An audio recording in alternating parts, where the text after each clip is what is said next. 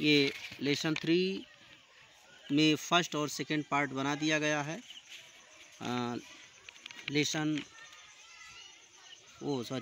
ये पार्ट 3 है इस लेसन का, दिगंगा का। तो पार्ट 2 ये यहाँ तक है, फ्लोइंग देयर वाटर। अब पार्ट 3 ये यहाँ से देख लीजिए। दिगंगा specially is the river of India. Ganga नदी विशेष रूप से भारत की नदी है। बेलवेट ऑफ हर पीपुल, अपने लोगों की प्रेमिका है। राउंड विच, जिसके चारों ओर, आर इंटरविंड, गुथी हुई हैं हर रेशियल मेमोरीज, उसकी जातिगत स्मृतियाँ। हर होप्स, उसके आशाएं। एंड फियर्स, और भय।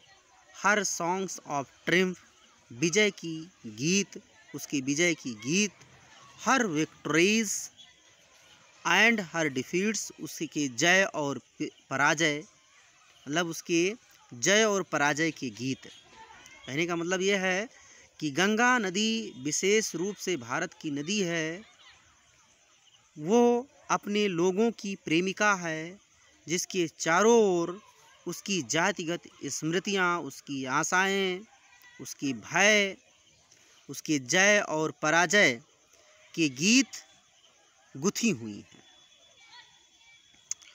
मतलब गंगा नदी विशेष रूप से भारत की नदी है और वो अपने लोगों की प्रेमिका है, जिसके चारों ओर उसकी जातिगत स्मृतियाँ, उसकी आशाएं, उसके भय तथा उसके जय और पराजय के गीत उसके चारों ओर गुथी हुई हैं। She has been a symbol of India's age-long culture and civilization. She has been, वह रही है, a symbol, Prateek, of India's, Bharat के, age-long culture, अति प्राचीन संस्कृति, and civilization, और सभ्यता का। वह मतलब गंगा नदी भारत के अति प्राचीन संस्कृति और सभ्यता की प्रतीक रही है। Ever changing, ever flowing, and yet ever the same Ganga. Ganga नदी सदा परिवर्तित होती रहती है, सदा बहती रहती है, और फिर भी वो समान गंगा रहती है। मतलब वह भारत के अति प्राचीन संस्कृति और सभ्यता की प्रतीक रही है। ये या गंगा नदी या यह हमेशा परिवर्तित रहती है, हमेशा बहती रहती है, फिर भी ये समान गंगा रहती है। She reminds me of the snow covered peaks and the deep valleys of the Himalayas. She reminds me, वह मुझे याद दिलाती है, of the snow covered peaks, बर्फ से ढके चोटियों को, एंड द डीप वैलीज, और गहरी घाटियों को, ऑफ द हिमालयाज, हिमालय के, मतलब वह हिमालय के बर्फ से ढकी चोटियों और गहरी घाटियों को याद दिलाती है। Which I have loved so much, जिसे मैंने बहुत अधिक प्रेम किया है। And of the rich and vast plains below, और निचले धनी और समतल, विशाल समतल मैदान को भी याद दिलाती है। Where my life and work have been cast, जहाँ पर मेरा जीवन और मेरा कार्य ढाला गया है। मतलब वह मुझे हिमालय के बर्फ से ढकी चोटियों और गहरी घाटियों को याद दिलाती है, जिसे मैंने बहुत अधिक प्रेम किया है। और धनी या कृषिगत धनी और विशाल समतल मैदान को भी, निचले विशाल समतल मैदान को भी याद दिलाती है।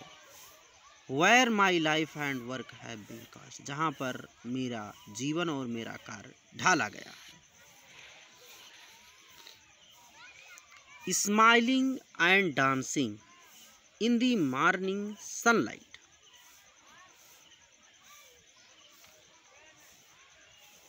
सुबह सूर्य के प्रकाश में गंगा नदी मुस्कुराती हुई और नृत्य करती हुई प्रतीत होती है, दिखती है। And dark and gloomy and full of mystery as the evening shadow fall.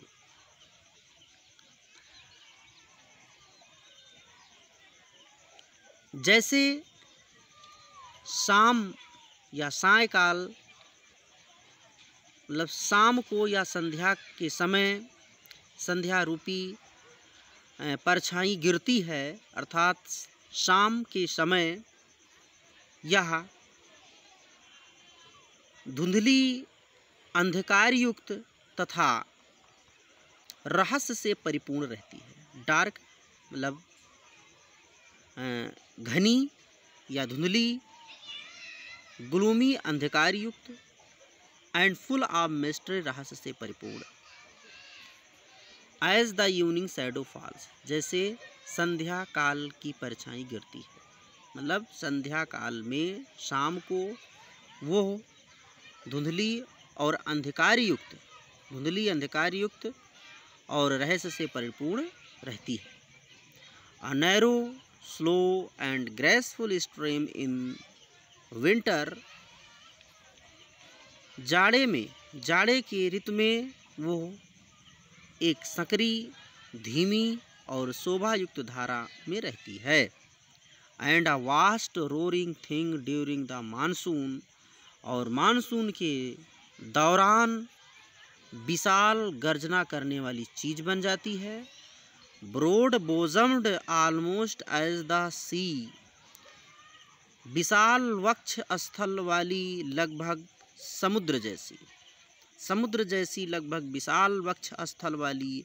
And with something of the sea's power to destroy, और कुछ विनाशक शक्तियों वाली, समुद्र जैसी विनाशक शक्तियों वाली, मतलब मानसून के दौरान विशाल गर्जना करने वाली चीज बन जाती है, जो समुद्र जैसी विशाल वक्ष स्थल वाली और समुद्र की विनाशक शक्तियों को धारण किए हुए, समुद्र जैसी विशाल वक्ष स्थल वाली, विशाल गर्जना करने वाली एक चीज बन जाती है।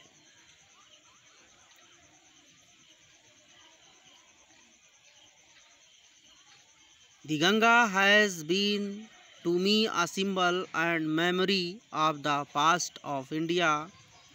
गंगा मेरे लिए प्राचीन भारत की प्रतीक और स्मृति रही है। Running into the present and flowing on to the great ocean of the future, जो वर्तमान में बहती हुई भविष्य के महासागर में जा रही है।